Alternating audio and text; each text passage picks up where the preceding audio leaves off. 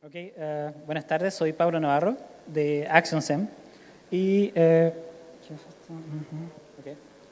y les voy a hablar de el impacto de visualización de datos o de cuáles son los factores que transforman una visualización de datos en algo que tiene un impacto real y que sirve para algo. Ok, les cuento un poco de mí primero. ¿Pueden leer ustedes? Sí. ¿Sí? Ok, ya. Ok, soy Pablo Navarro, soy ingeniero matemático por formación, tengo un magíster en matemática aplicada y estadística y trabajé un tiempo en la industria financiera haciendo modelos matemáticos para comprar y vender acciones en la bolsa de Nueva York. Entonces me tocó procesar muchos datos y analizar cantidades muy gigantes de datos estructurados. Y cuando estaba haciendo esto me di cuenta que necesitaba ciertas herramientas para poder analizar estos datos y ver si habían partes donde los datos no estaban muy limpios o si se necesitaban transformar o si hacían algún sentido. Y analizarlos con herramientas normales de software, así como haciendo filtros o tratando de analizar estos datos programáticamente no fue suficiente en algún momento. Entonces empecé a usar herramientas gráficas para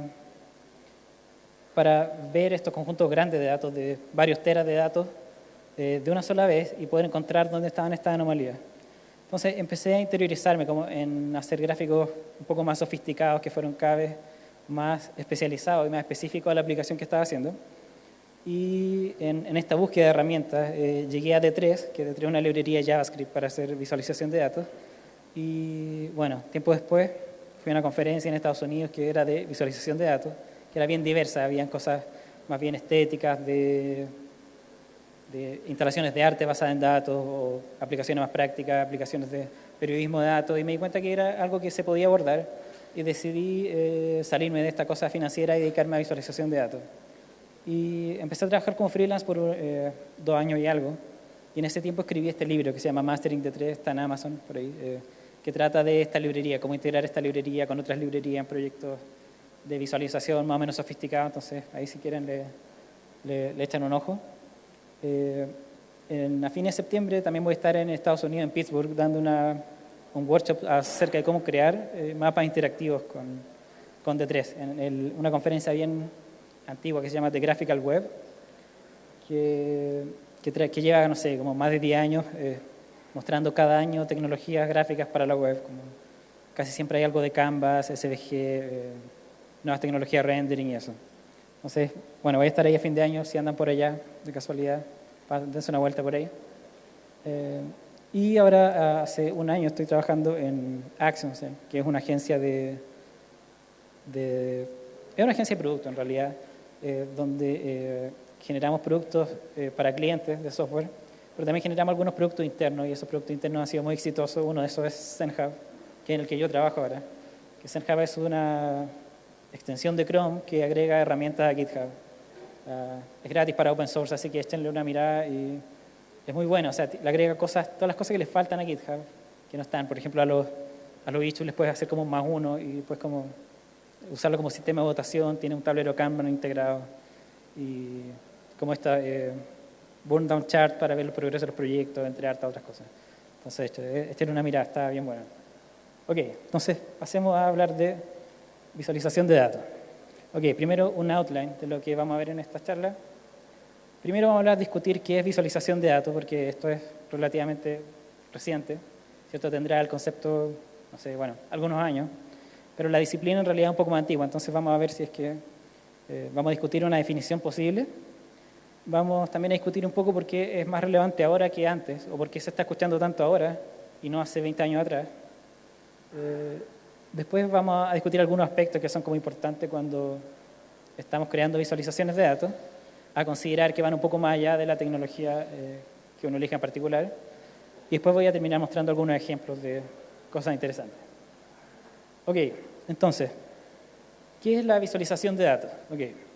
La visualización de datos es una representación visual en cualquier medio, en algún medio puede ser impreso, pantalla, un interactivo, una instalación en la ciudad, puede ser un gráfico en un papel, pero es una representación visual que explota las habilidades de percepción visuales de lo humano para amplificar el conocimiento que tenemos del problema, para entenderlo mejor, o para comunicar más efectivamente la problemática que estamos analizando. Entonces, esta definición tiene varias partes. Primero una es la representación y presentación de los datos.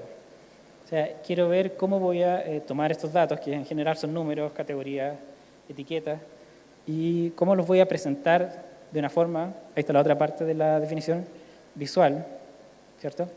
No puedo poner puros números en una tabla gigante, eso no es visualización de datos, sino que tengo que transformar estos números, categorías, etiquetas, este conjunto de datos, en elementos visuales. ¿Por qué? Porque visualmente es mucho más fácil de entender. Ver una lista de números no se entiende mucho, ver un gráfico de barras todo el mundo entiende, digamos. Incluso, no sé, niños que no sepan todavía multiplicar ven un gráfico de barras y entienden que la barrita más grande significa que hay más de eso, sea lo que sea que está en el gráfico de barras. Y la última parte también es importante, que la idea es, cuando uno hace una visualización de datos, bueno, hay muchos motivos para poder hacer una visualización de datos, pero uno de los factores importantes es que queremos comunicar algo o queremos entender algo. Entonces, si hacemos una visualización de datos, sencillamente porque es bonito, está bien, digamos, pero eso no va a resolver un problema en particular. Es sencillamente quizá un ejercicio estético o uno está aprendiendo a programar y quiere hacer algo interesante, pero para que la visualización de datos sea una herramienta de comprensión efectiva, tiene que tener un diseño de tal forma que amplifique la comprensión que tenemos del problema en particular. Entonces, cuando buscamos en Internet por visualización de datos, encontramos un montón de este tipo de cosas, ¿cierto?, que son bien variadas. Por ejemplo, este mapa de acá es un mapa de la emisión, bueno, por ahí están los links más adelante si lo buscan en la página. Es un mapa de la emisión de CO2 que tiene distintos países. Bueno, acá se ve una fracción nomás, pero se ve que China y Estados Unidos más o menos están como al mismo tamaño. Entonces, en este caso, por ejemplo, en vez de tener una tabla gigante con países y su emisión de CO2, los ponemos como más o menos en el mapa, donde va cada pelotita. Y el tamaño de la pelotita representa la emisión de un año particular, y la flechita hacia abajo, hacia arriba, si es que va creciendo o decreciendo.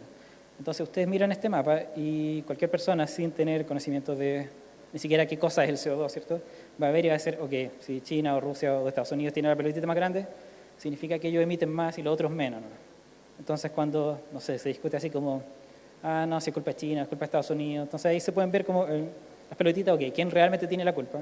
O si es que un país en particular está decreciendo o no, porque tiene los triangulitos y eso. Está este otro ejemplo que es bueno, esto lo vamos a ver un poco más en detalle después, que es una visualización bien potente acerca de cómo naciones evolucionan y cambian distintas variables en el tiempo. Entonces, acá, por ejemplo, cada pelotita representa un país y la población del país está como es proporcional al área del círculo. Y en el eje X y en el eje Y tiene distintas variables que se pueden cambiar. Es una herramienta que está en Internet, está el link también disponible ahí. Pero es interesante porque si ustedes, por ejemplo, pueden poner en el eje Y, escolaridad de la mujer en los países, en el eje X se puede poner ingresos, pueden ver que hay una correlación como bien positiva, digamos, y pueden ver dónde están los países. Y además tiene como un botón play que agrega la dimensión temporal.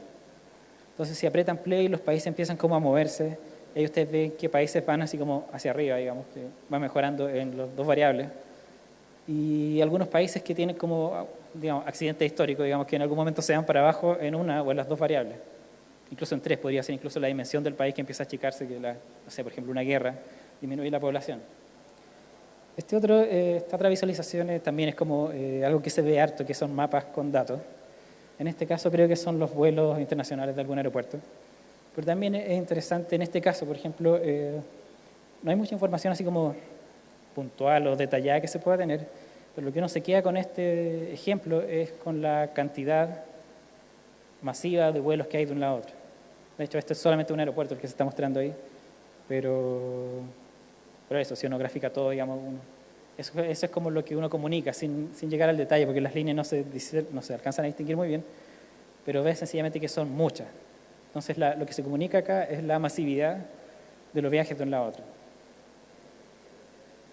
Entonces, pasamos a por qué ahora estamos hablando de visualización de datos, por qué esta cosa ahora tiene un nombre, porque esto antes era hacer gráfico nomás, ¿cierto? Porque el gráfico han existido siempre, el gráfico de barra existió siempre, los mapas han existido siempre. Entonces, ¿por qué se llama visualización de datos? Bueno, porque ahora tenemos muchos datos, una cantidad ya masiva, terrible. O sea, ustedes van un día a comprarse un café, antes de que lleguen al café ya hicieron varios registros de su transacción. O sea, llegan, pagan con la tarjeta de crédito, se genera un registro en tu banco, se genera un registro en el sistema contable de Starbucks, si es que van a Starbucks, se genera una caída de inventario del mocachino que están comprando, incluso te preguntan el nombre y lo ponen en el vaso, que es igual a un registro de datos. Entonces, antes que te den el café, ya generaste por lo menos 5 o 6 récords en alguna base de datos por ahí. Y seguramente alguien está analizando esos datos y quiere entender mejor. O sea, no sé, la gente de la tienda de café va a decir, ok, agarremos esa base de datos y veamos qué cosas hay que tener en inventario, porque los lunes se toma más este tipo de café u otro. Y se toman decisiones. Pero la cantidad de datos es muy masiva. Entonces no podemos sencillamente hacer como una consulta y ver los números y listo. Tenemos que ver como de una forma visual, además, la dinámica del problema que estamos analizando. Entonces hay otras disciplinas que también están como teniendo este mismo hype, entre comillas. Por ejemplo, Big Data, que todavía es como... Hay varias definiciones de Big Data, pero ¿por qué estamos hablando ahora de Big Data? Porque tenemos muchos datos, se generan muchos datos y la humanidad, digamos, los ingenieros del mundo, no sé, esperamos y tenemos como una cierta esperanza en que si miramos estos datos por suficientemente, digamos, de la forma correcta y los mezclamos de la forma correcta y los visualizamos de la forma correcta, y si hacemos todo eso vamos a entender cosas que antes no entendíamos y vamos a descubrir cosas que antes estaban ocultas y que sencillamente no se podía acceder a ese conocimiento porque el dato no estaba. Ahora el dato está. Entonces, es un desafío el al menos tratar de encontrar el insight en estos datos. Bueno, hay otras cosas también que son como, que también han salido como más o menos recientes. Data mining, ¿cierto? Es como poner un robot, un algoritmo a analizar los datos automáticamente y ver si encuentra alguna correlación de una cosa con otra que sea poco clásica. Machine learning también tiene que ver, o sea, la mayoría de los algoritmos de machine learning necesitan conjuntos de input bien grandes para poder automatizar la clasificación. O sea, si Google no tuviera tantos links o tantas imágenes, no sabría distinguir un perro o un gato en una foto. Ahora sí sabe, porque tienen bases de datos gigantes de perros y bases de datos gigantes de fotos de gatos, y le pasan eso a un software, y el software dice, ok, esta foto que está acá se parece mucho más a un perro, de acuerdo a esta colección de imágenes que tengo, que a un gato, que son estas otras que tengo. Bueno, y otro de los términos que también es como más o menos reciente de nuevo, es visualización de datos, que es de lo que estamos hablando ahora. Entonces, más allá de la tecnología en particular que usemos para analizar los datos y la técnica en particular de cómo vamos a combinar los datos, cómo vamos a procesar los datos, qué tipo de variables son, la representación visual que escojamos para estos datos, hay que concentrarse harto en ¿para qué estoy haciendo esta visualización de datos? ¿Cuál es el propósito? ¿Qué es el problema que quiero resolver? ¿Qué es lo que quiero entender con esto? Entonces ustedes parten con un poco el problema, que es lo que me pasó a mí cuando estaba trabajando en esta industria financiera, ¿cierto? Yo tenía un problema primero, no tenía la tecnología, no tenía el conocimiento siquiera de cómo graficar. Tenía un problema, ok, necesito entender estos datos, ¿cómo lo hago? Entonces empecé a probar distintas librerías, empecé a graficar los datos de distintas formas, hasta que una de esas formas me hizo sentido. Y entonces es bueno partir de ahí, partir del propósito, qué quiero encontrar o qué es lo que yo sospecho que podría encontrar en estos datos y a qué quiero llegar, cuál es lo que quiero comunicar si es que es para comunicar o qué variable es la que quiero explorar si es que estoy explorando datos. Un segundo aspecto importante también es quién es mi audiencia. Si están haciendo una visualización para, por ejemplo, un diario, probablemente no van a querer poner mucha estadística ahí o dispersión o estadísticas de error de muestreo. Quizás quieren ir un poco más como al corazón del asunto y mostrarlo directamente, lo que ustedes encontraron en los datos. O quizás, si es una herramienta un poco más exploratoria, quieren dejar que la gente encuentre lo que quiere encontrar, pero cuando ustedes eligen qué variables van a permitir que la gente juegue con esas variables, en el fondo están editorializando un poco la visualización y están permitiendo que la gente explore lo que ustedes les permiten explorar. Entonces siempre hay que tener en cuenta quiénes son los que van a ver tu visualización, qué es lo que tú quieres comunicar, y la gente que va a ver esta visualización, primero, si le interesa esto o no, si le interesa cómo mostrarlo de forma que se entienda. Puede ser una audiencia técnica, puede ser no tan técnica. Entonces tiene que adaptarse a la audiencia. Otra cosa importante, ¿cuál es el punto que quiero comunicar? A veces, en herramientas más bien exploratorias, no hay un punto en particular que se quiera comunicar. Quiero mostrar, dar una herramienta para que la gente encuentre cosas que se podrían encontrar, pero otras veces sí quiero comunicar algo muy específico. Hay una historia quizás en los datos que si muestro los datos de una forma no se va a ver y si lo muestro de otra forma sí se va a ver. Entonces esta como editorialización de qué quiero comunicar hay que tomarla en cuenta a la hora de hacer la visualización para que lo que quieren comunicar sea percibido adecuadamente y el punto se haga. Y lo otro que es muy importante y que casi nunca se hace, no casi nunca, la mayoría de las veces no se hace, es agregar otras variables que sean relevantes para el problema. La mayoría de las veces lo que hace la gente es sencillamente tomar un set de datos, aplicar una librería gráfica, visualizar algo y se muestra ese conjunto de datos y ahí está todo. Y casi siempre hay otros conjuntos de datos que también son relevantes al problema que estamos discutiendo. Entonces ahora les voy a mostrar algunos ejemplos. Este, por ejemplo, es uno de los ejemplos más antiguos que hay, que seguramente varios ya lo han visto. Es un mapa de una epidemia de cólera que hubo en Londres, en Inglaterra. Entonces, este doctor que estaba a cargo de descubrir la causa de esto, que no se sabía, bueno, no había ni microscopio en ese tiempo. Entonces a él se le ocurrió que la variable geográfica, la ubicación geográfica de la gente que se estaba muriendo, podía ser una variable relevante. Entonces dibujó un mapa de las cuadras que estaban involucradas y empezó a hacer como un palito, una rayita en cada casa donde había muerto alguien. Entonces, bueno, se fijan acá que se concentran todas como un poco alrededor de ese punto amarillo que está ahí. Y él fue a donde está el punto amarillo, bueno, que no era amarillo en blanco y negro, pero fue, y se dio cuenta que había una llave de agua, que en ese tiempo no había llaves de agua en todas las casas, habían como en las cuadras nomás. Y se dio cuenta que la mayoría de la gente que vivía cerca de eso estaban muriéndose, los que vivían lejos estaban vivos, y se dio cuenta también de unas anomalías. Por ejemplo, este cuadrado amarillo que está acá era una fábrica de cerveza, y se dio cuenta que nadie se había muerto en la fábrica de cerveza. Entonces fue a la fábrica de cerveza y dijo, oiga, ¿por qué acá no hay ni un enfermo y eso? Y claro, le explicaron que los empleados podían tomar cerveza todo el día si querían, tenían libre acceso a la cerveza, entonces nadie tomaba agua, y además ellos tenían su propia llave de agua. Bueno, a lo mejor habían algunos que tomaban agua. El caso es que ellos tenían tenían su propia llave de agua dentro de la fábrica de cerveza. Entonces ahí dentro de ese lugar nadie se enfermó. Y había otro también que, bueno, acá no lo marqué en amarillo, para que no hubiera tanto amarillo, pero acá, eso es un workhouse, que es es algo que ya no existe, es como una casa grande donde se ponía la gente que vive en la calle, o los que no tenían trabajo, o los niños que andaban vagando por ahí, los ponían ahí a hacer trabajos como aburridos, así como desenhebrar cuerdas para impermeabilizar los barcos, ese tipo de cosas. Entonces era como eso era, un workhouse. Ponían a la gente a trabajar ahí. Y se dieron cuenta que se habían muerto muy pocos para la cantidad de gente que tenían asignada ahí, que en este caso eran como 300 personas dentro de eso, que vivían en las peores condiciones. En el fondo era para que ser vago fuera peor que trabajar. Esa era la idea. Que se habían muerto como 5 o 6 personas ahí. Entonces dijeron, oh, ¿qué pasa? Y también se dieron cuenta que ellos también tenían su propia llave de agua. Entonces seguramente los que se murieron ya venían enfermos de otro lado y se murieron ahí dentro después de que llegaron.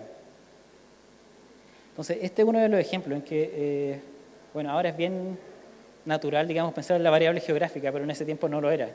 Entonces este es como uno de los pioneros de poner puntos de datos en un mapa, 1854. Este otro, seguramente igual algunos lo han visto, es bueno, no se alcanza a leer, pero aunque se alcanzar igual está en francés, así que a lo mejor les cuento. Esta es una visualización de la marcha de los soldados de Napoleón cuando fueron a conquistar Rusia. Entonces, el grosor de la línea café representa cuánta gente iba, que en ese tiempo eran 460.000 personas. Entonces, a medida que avanzaban, se iban muriendo. Y cuando llegaron a Moscú ya quedaban tan poquitos y perdieron al tiro y se empezaron a devolver y se siguieron muriendo. Y al final de vuelta llegaron como 20.000, que es esta línea negra que está ya de vuelta. Entonces, y si se fijan acá también hay otra cosa bien interesante, 1869, acá está la temperatura, qué día llovió, está la geografía, por acá hay unos ríos, por ejemplo acá, ¿dónde está? Acá hay un río, se murió gente ahí. Más acá también hay otro río, se murió gente pasando el río. Entonces, bueno, después en la historia, digamos, se comprueba que es súper mala idea ir a conquistar Rusia en invierno, pero, digamos, hay que poner las variables relevantes, temperatura, geografía, cantidad de gente yendo, cantidad de gente volviendo. Este es un ejemplo más reciente. Bueno, les recomiendo que vean Les recomiendo que vean el link, después va a estar por ahí en internet. Véanlo en el Twitter vamos a publicar un link a la presentación. Esta es la que les contaba antes, un gráfico de burbujas se llama, donde cada burbuja representa un país y uno puede ver cómo es la evolución de países. Es bien interesante, tienen datos muy antiguos, así como de los 60 o algo. Entonces, por ejemplo, si ponen el caso de Chile, se ve que en algún momento de la historia de Chile se va un poco para abajo en hartas variables y después empieza a repuntar de nuevo. O China, que de repente tiene una explosión súper grande en ingresos. Este es un tipo de visualización más bien exploratoria que permite al usuario jugar con distintas variables y tratar de entender su propia historia o historia de otros países en el contexto temporal, en contexto de distintas variables. No tiene una historia, una editorial definida. Esta es una muy buena infografía. Esta ganó un premio de infografía. Se llama La ballena franca, de Jaime Serra, del 95. Bueno, ustedes si buscan infografía en internet van a encontrar puras como cómo dominar el social media, ¿cierto? Como a qué hora es mejor tuitear, ya, ok. Pero también hay infografías que son así como más completas como esta, que habla de la ballena franca, que era un problema que estaba decreciendo la población de ballenas o algo. Entonces, la persona que hizo esto puso sencillamente toda la información relevante para este problema en esta visualización que salió impresa. Bueno, primero una foto gigante de la ballena, ¿cierto? ¿Cuál es el animal del que estamos hablando? ¿Cuáles son sus características diferentes? Por ejemplo, acá hay como el esqueleto de una aleta, más allá de las barbas, comparado con el tamaño del ser humano, sus migraciones, comparado con otras ballenas, de qué porte es, qué comen, por allá está el krill, el tamaño de las barbas, el mapa por donde se mueve esta ballena. Está toda la información que se necesita para entender este problema en particular en un puro lado, con muchas anotaciones, ¿cierto?, explicando bien cada cosa. Entonces, alguien que no sabía que existía esta ballena, después de leer esto va a entender mucho sobre esta ballena en particular y un poco de las otras, por lo menos el tamaño, ¿cierto? Bueno, este es como cachalote, creo. No, ballena azul y esta debe ser la de esta. Entonces, este tipo de visualización, por ejemplo, es muy estática. Es para imprimirla, ¿cierto? No hay nada interactivo, si uno hace clic no pasa nada, pero está toda la información que hace falta. Por ejemplo, esta es una cosa que hice en una hackathon rápido con un amigo, que era para que la gente haga conciencia de la probabilidad que a uno le caiga un meteorito en la cabeza. Porque la mayoría de la gente piensa que eso no puede pasar. Bueno, sí pasa. Los dinosaurios, ¿se acuerdan? Entonces, tomé datos de los últimos 200 años de caídas de meteoros y los grafiqué en este mapa. Bueno, y vemos que en el norte de Chile caen bastante, en Estados Unidos caen bastante, y uno se preguntará, ¿por qué caen más en Estados Unidos? Raro, ¿no? Sospechoso. Bueno, no creo que sea el área 51 ni nada, yo creo que sencillamente que la gente allá lo reporta un poco más seguido, que tendrán más internet para ponerlo en internet, no sé. Está por ahí en GitHub si lo quieren mirar cómo se hace. Y esto es un proyecto que está en marcha, que lo comenté en el workshop, que estoy preparando una visualización del código fuente de distintas librerías. El código fuente se puede descomponer como en el árbol sintáctico, en la estructura que tiene el programa, y uno puede representarlo como un árbol. Y en este caso, por ejemplo, esta es la librería D3. Cuando cada uno de los statements de la librería está representado acá como un nodo, y los nodos contenedores contienen hijo, en el fondo como, no sé, una función tiene statement dentro, los statements puede ser un if que tiene un if dentro, tiene un else, tiene declaraciones variables. Entonces, cada elemento de un programa tiene distintos como hijos y nodos. Entonces, esta es una representación gráfica de cómo se ve el código fuente de D3 al día de ayer, ¿cierto? Después va a cambiar. Esto, por ejemplo, es Angular, otra librería de JavaScript, que es exactamente el mismo procedimiento, pero ustedes ven que es mucho más disperso, que tiene como estas cosas, ¿cierto? Que tiene como unos nodos que contienen muchas cosas dentro, el otro era como un poco más uniforme. Este es Underscore, una librería mucho más chica, que es más modular, tiene como funciones que hacen una pura cosa, que se compone mucho. Entonces, si comparan esta con esta, se ve que Underscore, por ejemplo, es mucho menos densa, tiene mucho menos profundidad y que seguramente tiene mucho menos complejidad de código. Ahora, este tipo de visualizaciones, por ejemplo, el propósito no está muy definido en términos de, o sea, voy a encontrar un bug, sí, este nodo está aquí. No, esto es una cosa un poco más general, un overview que te permite ver así como qué librería es más compleja que otra, qué librería es más grande que otra, qué librería está como más profunda que otra. Y además tiene como una motivación también estética, de repente, no sé, se puede imprimir un póster o una polera. Y para terminar, quiero terminar con este ejemplo de un gráfico muy simple, que esto es un gráfico de barras, ¿cierto? Es la cantidad de muertos que hubo en la guerra de Irak. Entonces las líneas rojas hacia abajo representan civiles que murieron. Las líneas rojas más chiquititas de arriba, que apenas alcanzan a notar, son las muertes de la coalición, son soldados muertos. Y pasa que esto además de, digamos, ser una muy buena visualización, que además tiene otros componentes que ayudan a entender el contexto, tiene un factor que es un poco ya más emocional, ¿cierto? Esto es una mancha de sangre claramente. Y la irregularidad de la evolución de las muertes hace que esto se vea bien dramático y es más difícil de que uno se olvide.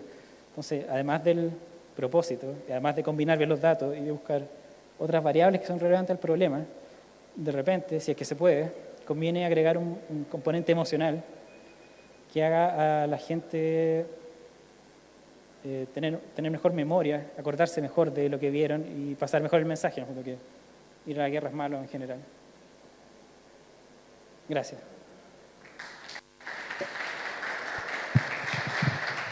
Muchas gracias, Pablo.